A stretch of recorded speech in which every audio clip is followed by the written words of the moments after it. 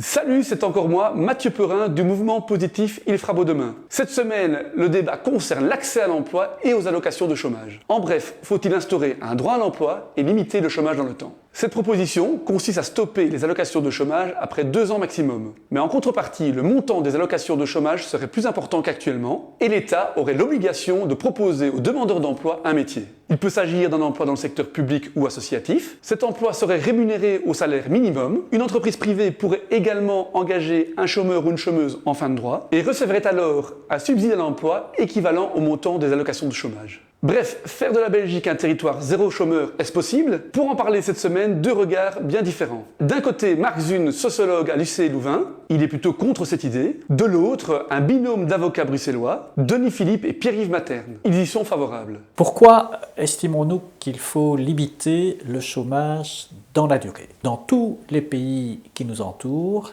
il y a limitation de la durée des allocations. Au Royaume-Uni, c'est limité à 6 mois, donc c'est très très court. En France ou en Italie, c'est limité à 24 mois. Et donc la norme, c'est 24 mois. Nous sommes le seul pays dans lequel la durée du chômage est illimitée. Nous croyons que cette limitation à 24 mois est une bonne chose. Les études ont montré que lorsque la durée est limitée, la réinsertion est plus rapide.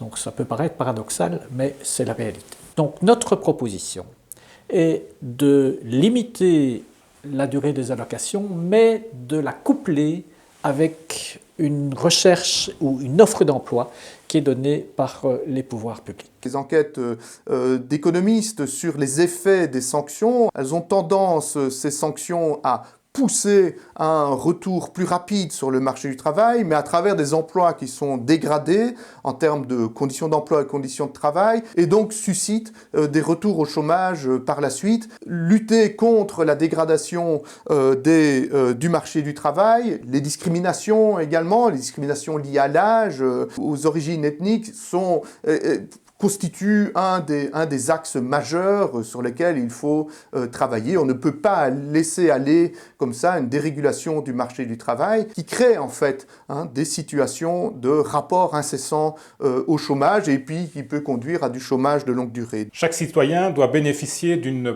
protection sociale lorsqu'il est confronté à des accidents de la vie, comme notamment le fait de perdre un emploi. C'est ce que consacre la Constitution, l'article 23, qui prévoit bien sûr le droit pour un emploi, mais également le droit à une protection sociale, à une sécurité sociale. Il s'agit donc d'un droit qui est octroyé, mais bien évidemment, pour nous, ce droit s'accompagne aussi d'une responsabilité personnelle. Pas un droit sans un devoir, dans ce sens que le chômeur ne peut pas rester passif. Il doit prendre les choses en main. C'est ce qu'on appelle le principe de l'activation. L'activation qui fait que l'ONEM qui octroie les allocations de chômage doit aussi vérifier que le chômeur prend les choses en main, qu'il envoie des CV, qu'il se rend à des entretiens, bref, qu'il recherche un travail. Toutefois, est-ce que ça doit aller jusqu'à contraindre le chômeur à prendre un métier en pénurie, un métier qui serait disponible, alors qu'il y a des métiers peut-être à inventer qui correspondent peut-être plus à des attentes, à des nouvelles attentes et à des nouveaux besoins de cette société. Donc comment quitter, si vous voulez, un système de surveillance et de contrôle où le chômeur est habité plus par une peur du contrôle, une peur du gendarme, si vous voulez, mais être dans quelque chose de beaucoup plus positif, imaginatif. Proposer qu'il y ait un emploi qui soit proposé par un conseiller et que si le chômeur n'accepte pas cet emploi-là, alors on lui supprime ses allocations de chômage. Tout d'abord, ce sont des pratiques qui existent déjà, ce sont déjà des propositions.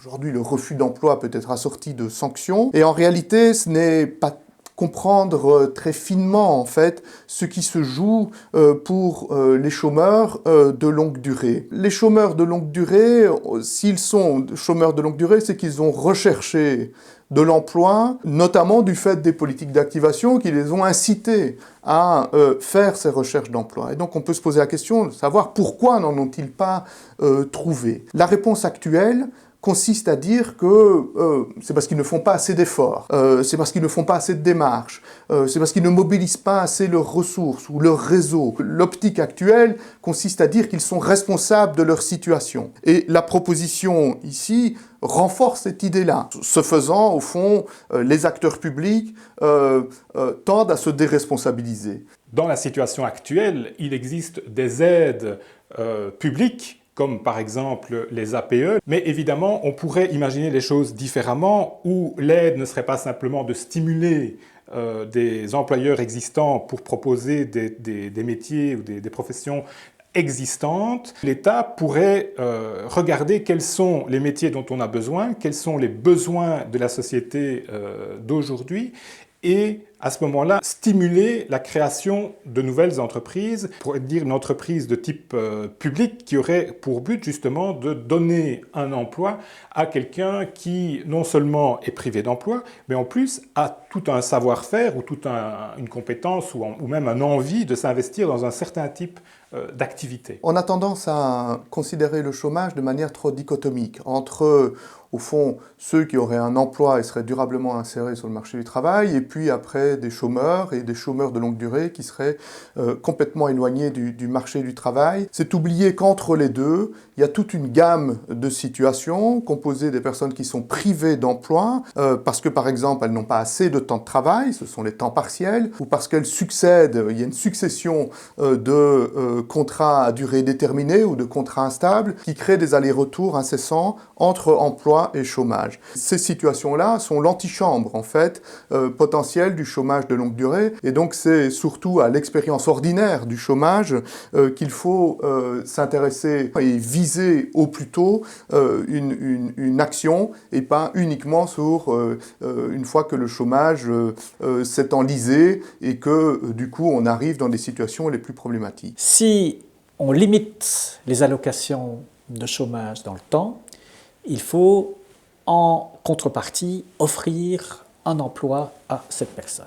Il faut que l'emploi qu'on leur propose soit un emploi qui leur convient. Et là, je me réfère à l'article 15 de la Charte européenne des droits fondamentaux qui stipule très bien que chacun a un droit à un travail librement choisi. Est-ce que le cadre qui a perdu sa place dans la sidérurgie, est-ce que ce cadre va accepter un job de technicien de surface? Le grand défi, ce sera de réaliser le matching entre la personne qui cherche un emploi avec ses compétences et ses aspirations. D'un autre côté, les emplois qui existent sur le marché et qu'il faut sans doute créer.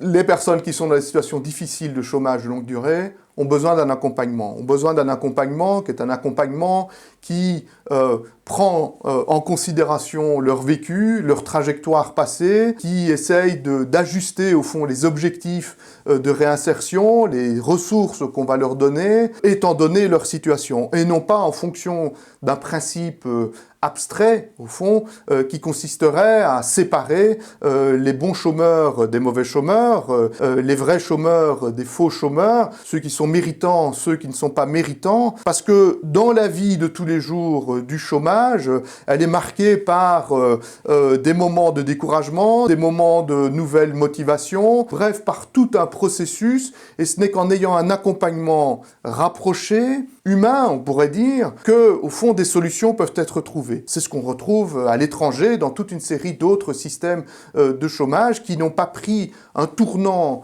aussi dur, on pourrait dire, aussi radical que ce que la Belgique a fait à travers ses politiques d'activation. Limiter les allocations de chômage à une période comme par exemple 24 mois doit s'apprécier avec une certaine souplesse. Un certain nombre de personnes qui se trouvent privées de l'emploi, c'est pour eux une occasion de vivre une reconversion. Et donc ces formations, elles peuvent avoir une certaine durée qui fait que ça va au-delà de 24 mois.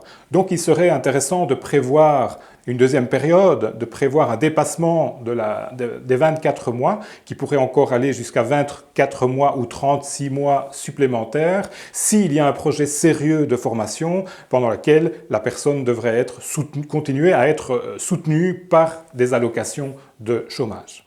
Quelles seraient d'autres perspectives plus intéressantes? Agir sur la réduction collective du temps de travail. Cette réduction collective du temps de travail s'est arrêtée de manière abrupte ces 30 dernières années, alors que l'on sait par les études socio-économiques, notamment menées en France, que c'est une politique qui crée de l'emploi et qui, bien plus que de créer de l'emploi, est un vrai projet de société soutenable et qui permet de réduire au fond le hiatus entre ceux qui ont trop de travail et qui n'en peuvent plus et qui sont épuisés par le burn-out et ceux qui n'en ont pas assez et qui sont durablement écartés du marché du travail. Et enfin, il faut expérimenter, il faut tenter de nouvelles choses. L'exemple des territoires zéro chômage de longue durée est une très belle initiative. On espère qu'elle va pouvoir se mettre en place rapidement. Ce sont ce type d'expérimentation qu'il faut absolument